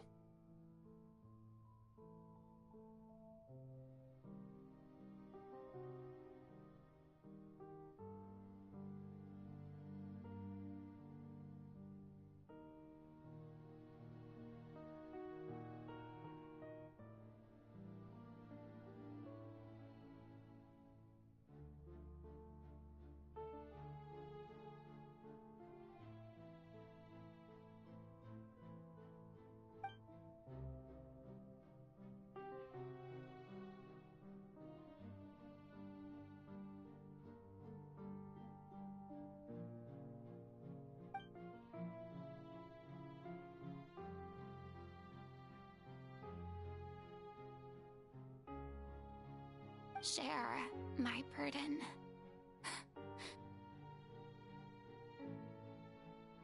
That's impossible. It was fated right from the start that this would be my duty alone. But even if your burden doesn't need to be shared, you can still choose to confide in someone. Just share it with me. A witness. Yes. And if Tevat is, in its entirety, a show on a stage, then you're just a... He's right. I could confide in him, couldn't I? But if things don't play out as expected, the people of Fontaine will be the ones to pay the price. No, Farina. You shouldn't be selfish. But what if it's really alright? Farina, you've worked so hard for so long. Surely is it such an outrageous thing to do anyway? To find someone in whom you can confide your frustrations and sorrows? Surely, if you let this opportunity slip through your fingers, it might never come by again. Think about it long and hard.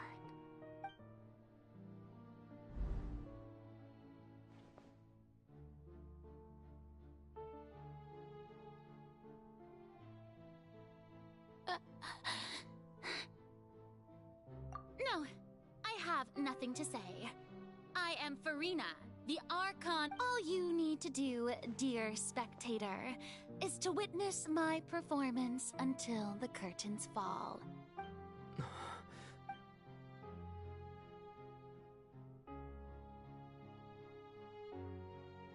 Fine.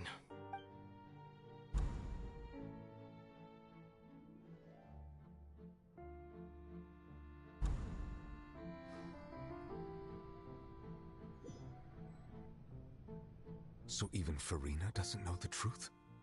You've never once let her in on the full plan? Yes, it had to be done. To deceive the heavenly principles, you must first deceive yourself. She did very well.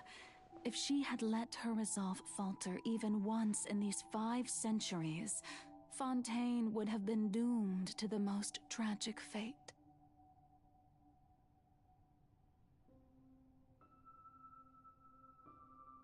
It seems that trusting humanity was the right decision after. I believe that I understand how your deception works, but that is only half the truth. How would you build on this foundation to save the people of Fontaine? That is the most important thing. Ah, good. Of course, the Eudex of Fontaine has pinpointed the crux of the issue. I'm sure you've long sensed that the Oratrice is no simple machine. I've always suspected that it had its own consciousness. And Lenny did mention that he heard a human voice within the core chamber. It now seems that that person was you, hidden within the machine all along. And then I became one with the Oratrice, taking Fontaine's gnosis with me. Yes, it would seem so, wouldn't it? Alas, your understanding of this device still lacks sufficient depth. In truth, It is no enactor of justice. It is, in fact, a device created to kill the god of justice. I beg your pardon? Oh, you have it. And to be more precise, not only will the Oratrice take down the god of justice, it will also take down the divine throne upon which she has been placed. I mean, did you think I would be the sort to enjoy peaceful repose while Farina suffered? My work over these last 500 years has been to constantly accumulate indemnitium within the Oratrice. But really, some have already discovered that only a small fraction of the energy generated by the device was ever used to provide power to Fontaine. The vast majority had to be, accumulated to enact this death sentence. It was all part of your plan, then? Both the trial and the sentence?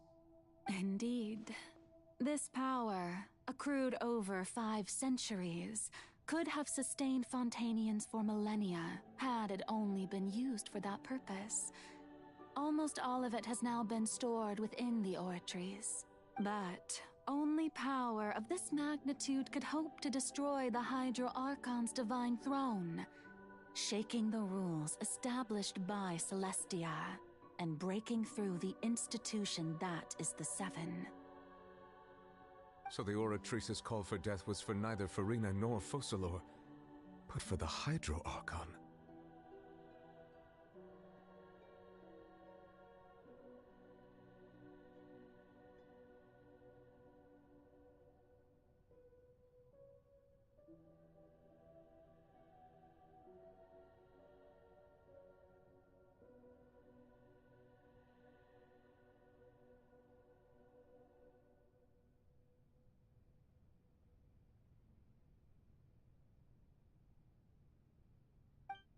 The destruction of that divine throne.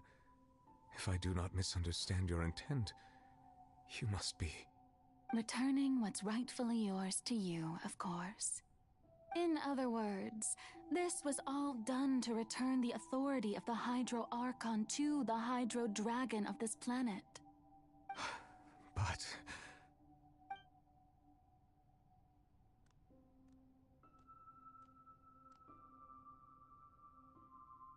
Oh, what? Getting sad again, are we? The authority of the ancient dragons shall soon be yours once more, O Hydro Dragon Sovereign. And this is the face you make. All you've done throughout the years is just so you can sacrifice yourself at the very end. I've never quite seen it that way, you know. Even now, I'm quite pleased at how well my deception worked.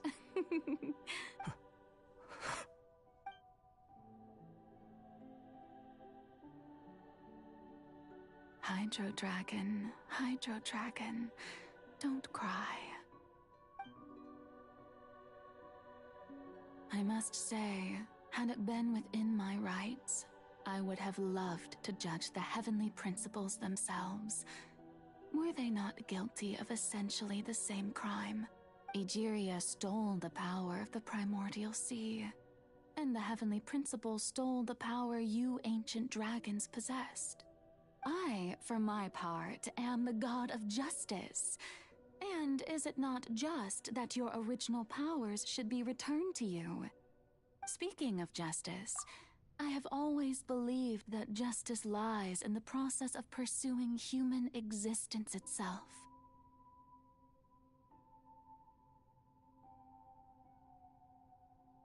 So, if the theft of the primordial sea's might was Fontaine's original sin, then, leaving matters of procedural right and wrong aside, the descent of the Fontainians as humans and their right to exist in this world, in other words, existence was Egeria's justice, and to me, justice is the continuation of that existence, defying the prophecy and ensuring that Fontaine's people shall live on.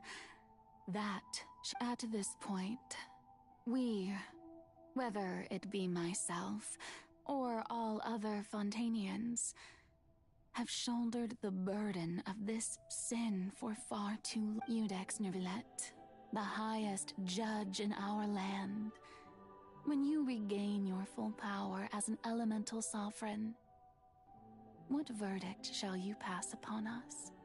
So when I was invited to the court of Fontaine to serve as Iudex, I see now that that was your idea too. At last. I now understand the true purpose behind this position.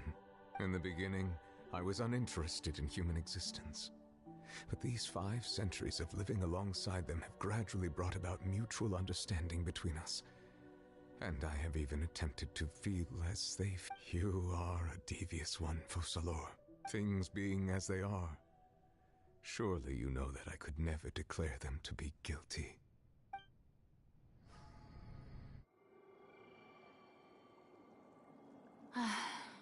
The hour of my execution is almost here. For the sinner, the curtain call has come. I know I may not sound it, but faced with death, I find myself a little afraid. Perhaps this is one thing both gods and humans have in common.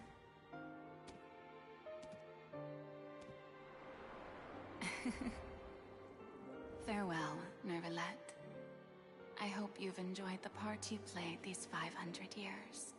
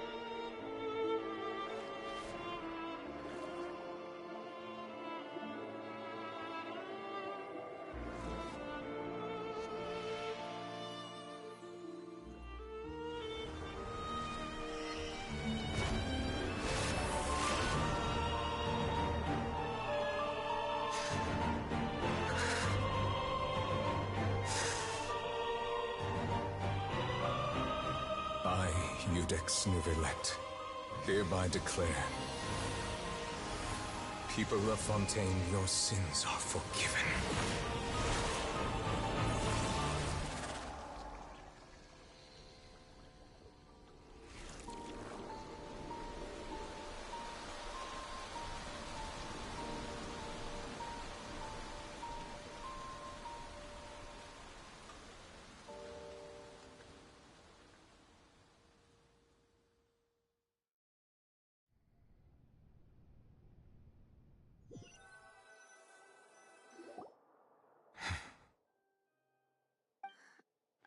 What just happened? Has the death sentence been carried out?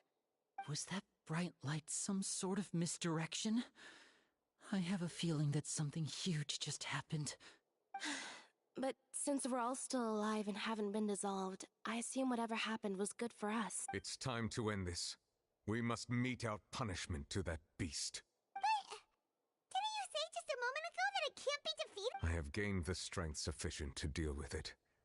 Through certain means, I now have the ability to separate the power of the Primordial Sea from that creature. We should seize the opportunity to pursue our quarry.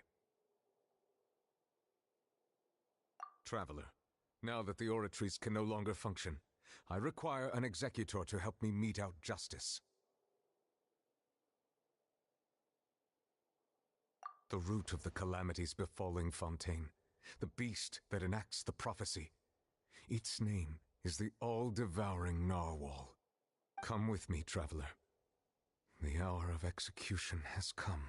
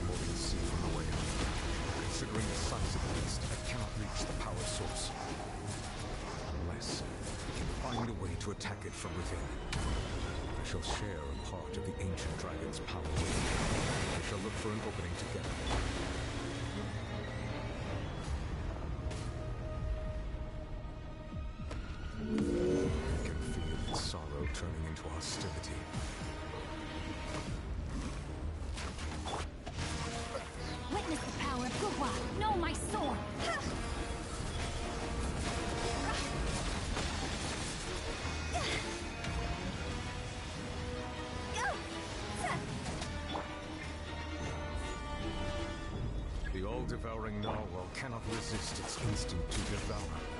Continue to trigger its hostility. Chance will present itself.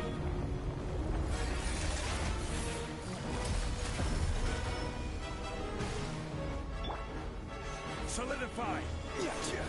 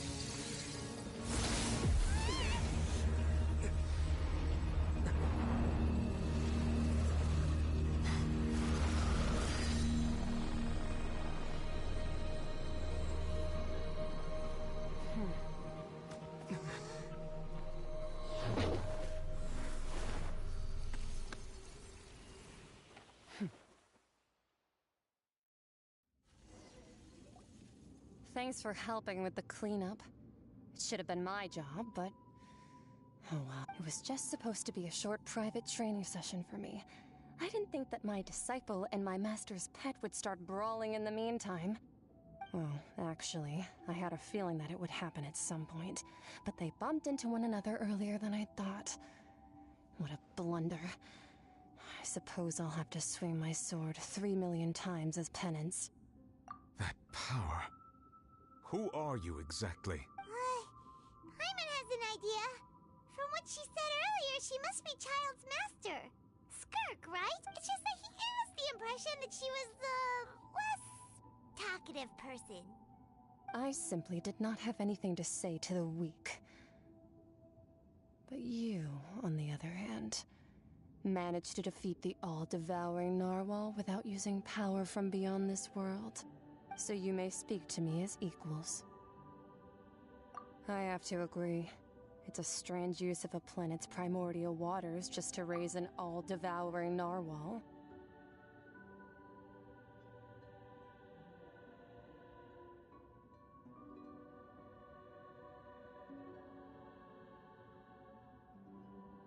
That kind of power is wasted on it. It's not cooperative. It eats too much. And I have more important things to do with my time than pet sitting. The only thing that creature has going for it is its looks. All in all, it fails as a pet.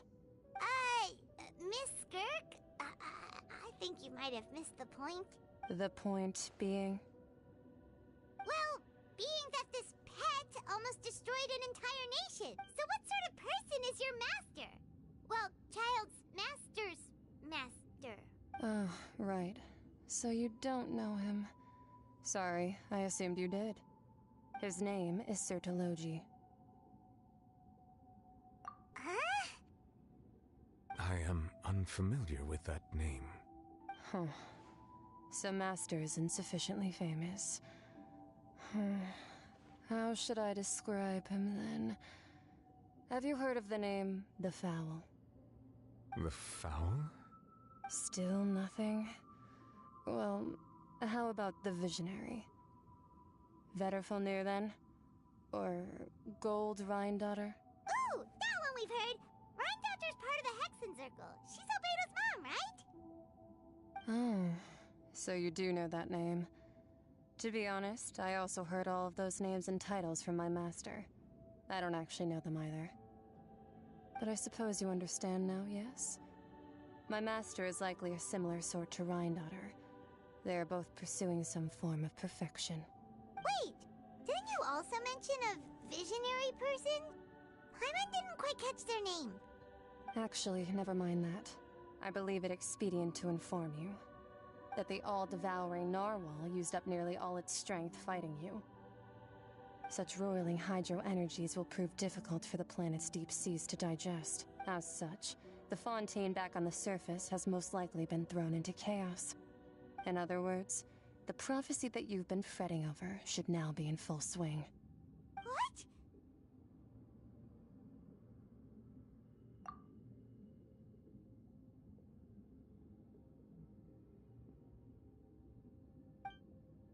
Not to worry.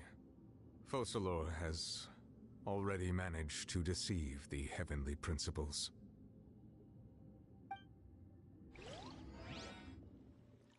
In the end, the people will all be dissolved into the waters, and only Furina will remain, weeping on her throne.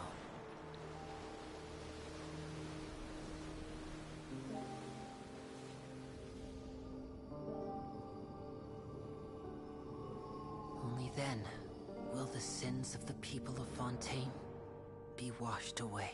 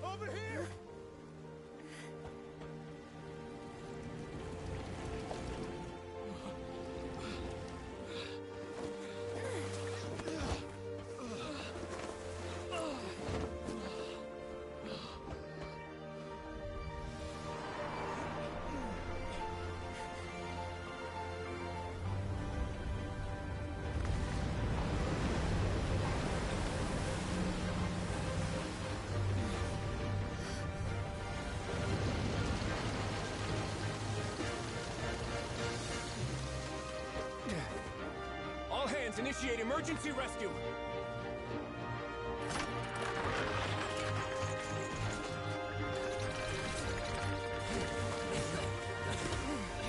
Hurry!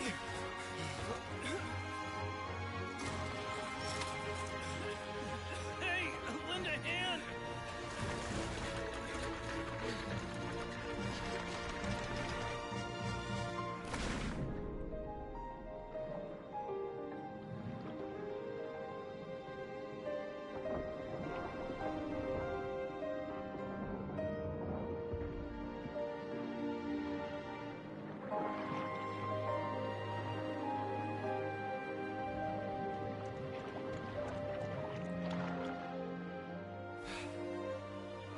Look! The water's receding!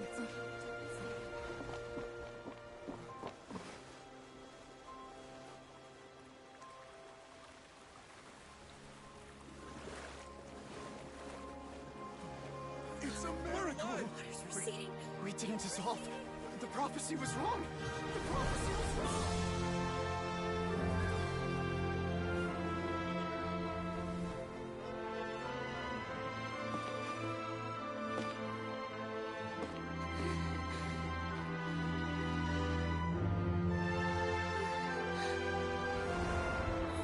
Are you right?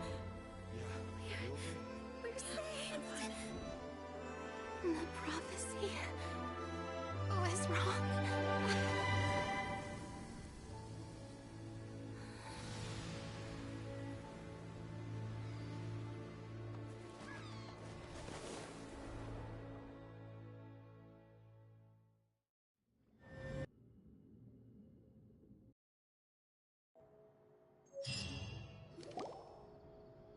The soil renewed. The Spina di Rasula talks post-disaster rebuilding. I recently visited Poisson to meet with Miss Navia. Old soil can still give birth to new bloom, Miss Navia stated. Hope is like seeing a small cookie when you're Skyship Winglet. The various disputes that have arisen on account of Mr. Edwin have suddenly become a shield over the people always call the first research room. Wow! Paimon barely recognizes the people in the reports. Are those really... What do you think? Pretty enthralling, huh? The value for these big scoops, Edwin's assistant, Jurier, Paimon's curious too. And that's exactly... Are you sure? Oh, this time will be different. Come on! Let's head to Poisson first, and then make a trip to the fortress. There are some things you'll only know when you get there.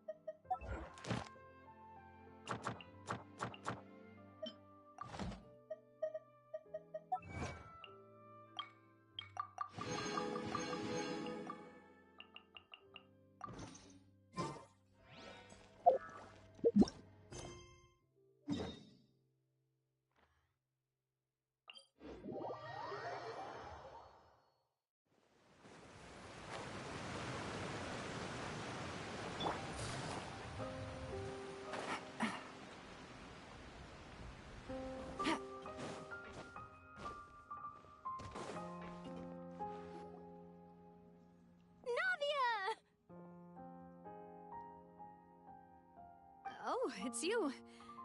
What brings you all here? Hey, we're just having a look around.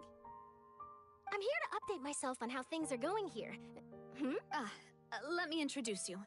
This is Mr. Garunt Snezhevich. He represented the Knave in sending us a large amount of supplies, and is helping with our work. Our residents are hard at work as well. Thanks to everyone, work is progressing nicely. We've lost a lot of people, but we're moving forward. That will have to be enough. Hello, Miss Charlotte. I'm a big fan of yours. I especially like that article you wrote last year, but if you don't mind, could you not emphasize our role too much in your report? It's not charity we're doing here. We just happen to share the same interests as the Spina. I get where you're coming from. I'll keep it as simple as possible. Or would you be willing to feature as friendly neighbors? That would be fine. Thanks. Oh, you're back too. How are things? We finished laying down the construction materials. It'll be another hour before the workers are able to go over there. Huh? You're here too? Well, her reputation's greatly risen after that whole duel business with Miss Farina. So she's here in Poisson to wait out the heat. There's too much to consider in the reconstruction of Poisson. The Spina has need of more decision-makers. And, well, I do already happen to be connected to Mr. Callis. Oh, wait just a moment. Do you mind me asking a few questions? You know, about how you felt before the duel, about what it was like facing down a god. There's lots of exciting material there, I bet. Forget it. I'm sure you can find a better theme than that, Miss Charlotte. Oh, I see you're this. Well, if we're talking about doing things for my sake... Of course I will. I'm not gonna let him off that easy. All right, then How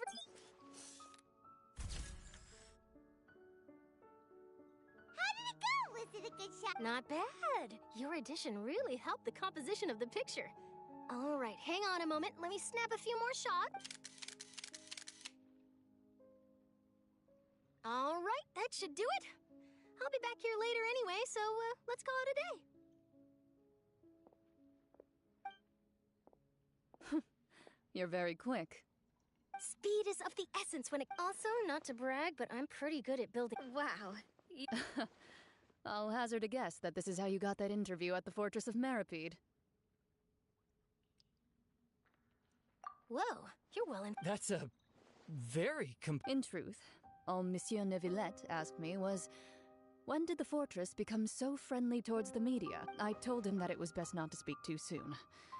There's no guarantee that Ridesley will make a personal appearance. You're right. I've got to treasure every moment I have with them. In which case, I'll be making a move first. Stay safe now. And tell me if you hear anything interesting.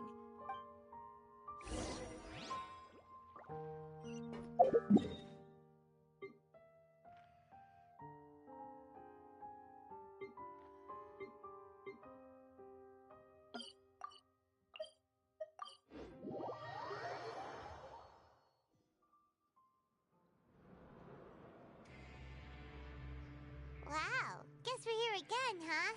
There's a real nostalgic feeling to this place. Looks like you've been missing us. Duke! Did you come all the way to the entrance to greet us? Of course. I'm here to welcome you and our dear Miss Charlotte, whom our good head nurse recommended to me. It's an honor to finally meet the much-rumored Duke. Thank you for consenting to my visit. No need to thank me. But that said, I shouldn't be the focus of your interview. I trust you recall our... Of course, of course. All right then, this way.